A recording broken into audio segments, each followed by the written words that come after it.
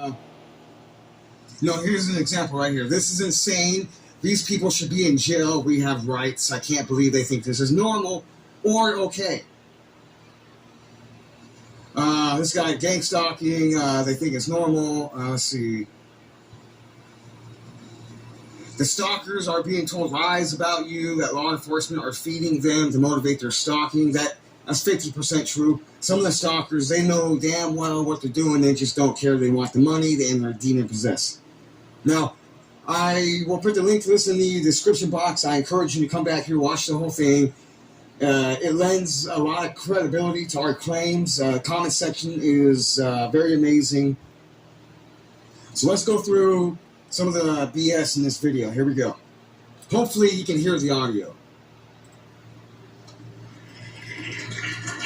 Yes, we are all those things. We are relentless, annoying, persistent.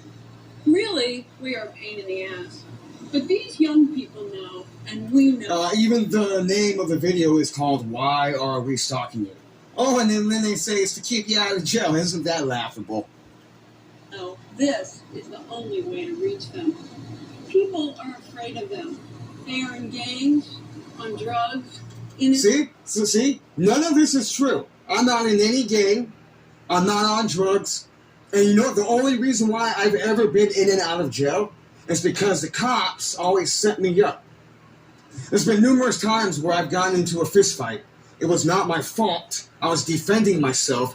But you know what? They took me to jail. Not the other guy. They took me to jail every single time.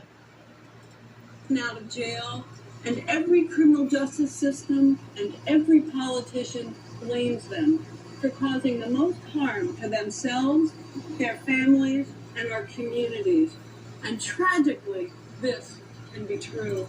So they use what they do to you against you.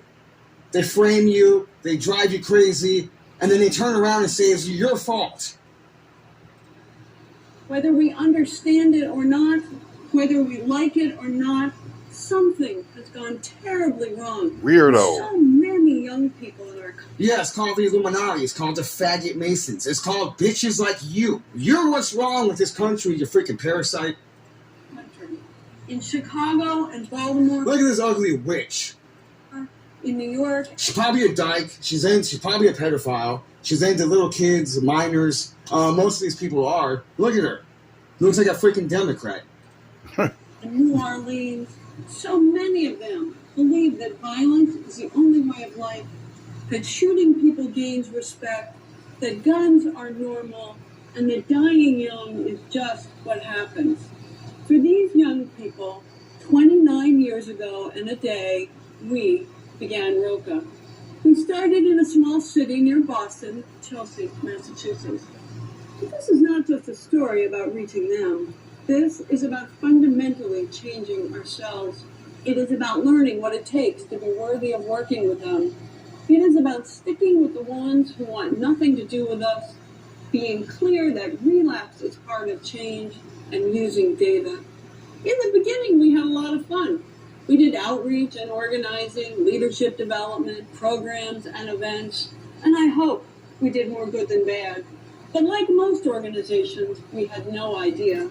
Anytime the government commits an act of terrorism, an act of treason, whenever they break crimes, whenever they spy on people using the NSA, they will always say, without exception, it's for your protection, it's for your benefits, for your good.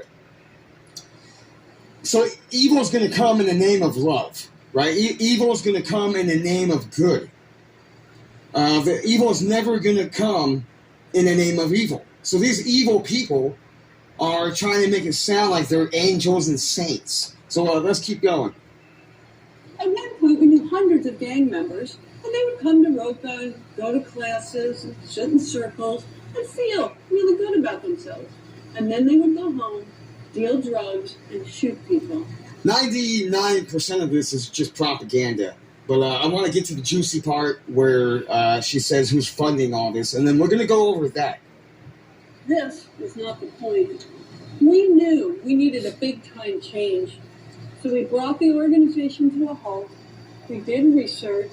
We looked at our failures. We focused on what we did well, and we were painfully honest. We know there are lots of great programs for young people, and even young people in trouble who show up. For those who show up, go get a GED. Take a good look at these faces right here. I mean, look at this Jabba the Hutt. These are the people who are involved. They didn't show up to hear this woman speak because they're against it. These are investors. These are people that want to get in on the gang stalking. These are Masons, sodomites, Satanists, people who are pedophiles. Go to class every Tuesday, and we'll teach you to be a chef. We also knew that no one... So yeah, we're gang stalking you because we want to teach you to be a chef. Get the F out of here. Really work with the young people who are not ready, willing, or able to participate in a program or keep a job. If we can't keep a job, it's because you parasites are gang stalking us, to where we can't even blacklist work them peaceably, or something happens that's completely out of our control, that we get fired or we lose our jobs, or simply you just can't find one, because even the Mason businesses are involved. Those who do not show up. They are angry and left out. They are depressed and often cause harm, and no one wants to spend time with them. Quite the opposite. Nobody wants to spend time with you. Look, if you're a targeted individual, if anything, it's quite the opposite. These gang stalkers want to be around you all the time. It's almost like being a celebrity. Right? It's like having an entourage everywhere you go. If you want to know what it feels like to be famous, be gang stalked. That's exactly how it feels to be famous. But see, we didn't ask for it. We don't want the attention. We don't want the entourage. She's over here saying, this clown, nobody wants to spend time with them. Then why are you gang stalking us? Like, everything she says is complete bullshit. It's the opposite of what's really going on. This became the whole purpose of our work. Show up at ROCA, ready to participate, and we will... I did even before I was being gang stalked, I did everything in my power to not be around people. Because gang stalkers they're all freaking stupid. Nobody has common sense these days. Everybody's confused. Everybody is literally a bunch of dumbass zombies walking around. Like, I don't need people's company. Right? I don't need friends. I don't need a group of people to boost my self-esteem and my own dignity. I know who I am. I have my own self-identity, and who I am wants nothing to do with 99% of people. Right on, bro. All fakes. Show you the door. Run away from us, tell us to go to hell, and you are in. So we get a name and maybe an address, and we go to the courts and jails. We ask the police for the 50 people they arrest the most, and we roam the streets. We call what we do relentless outreach. Okay, so she's calling gang stalking relentless outreach. Isn't that, man, that's like putting sprinkles on a turd. It is really stalking, but that is not legal. Oh, there you go. It's really stalking. Wait.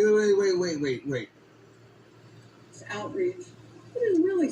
It's really stalking, but that's not legal. She just incriminated herself on video. It's like, we can't call it stalking because that wouldn't be, that makes it sound like we're breaking the law. So we have to call it relentless outreach. Oh my gosh, there you have it. Let's keep going. It gets even better. Stalking, but that is not legal. We go look for the young people on our list over and over again, and we knock on doors, and we don't even care if they like us. We brush off the FUs and find them even when they are hiding from us. Oh, ain't that so true? We don't really put a GPS in your drink, but we will go for you again and again. Our youth workers are from jail and Yale. From jail and Yale. From jail and Yale. From jail and Yale. Relentless is the key. No more gang stalking, man. Only From after jail knocking on the door and a Yale. million times